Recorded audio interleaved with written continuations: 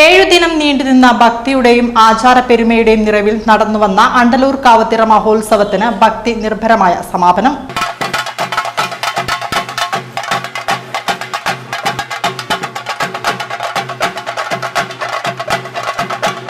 ഉത്സവത്തിന്റെ ഭാഗമായുള്ള തെയ്യാട്ടങ്ങൾ പൂർത്തിയായതോടെ ആയിരക്കണക്കിന് ഭക്തർ വരും വർഷത്തെ ഉത്സവത്തിനായുള്ള കാത്തിരിപ്പോടെ മടങ്ങി. താഴേക്കാവിൽ നിന്നുള്ള തിരിച്ചെഴുന്നള്ളത്തിനും തുടർന്ന് നടന്ന അനുബന്ധ ചടങ്ങുകൾക്കും ശേഷം തിരുവാഭരണം അറയിൽ സൂക്ഷിക്കുന്നതോടെയാണ് ഈ വർഷത്തെ ഉത്സവ ചടങ്ങുകൾക്ക് സമാപനമായത്. ശ്രീരാമകഥയെ ആസ്പദമാക്കി നടന്ന തെയ്യാട്ടങ്ങൾക്കാണ് അവസാന ദിനമായ വ്യാഴാഴ്ചയും വൻ ഭക്തജന തിരക്കാണ് ക്ഷേത്രമുറ്റത്തും പരിസരത്തും അനുഭവപ്പെട്ടത്.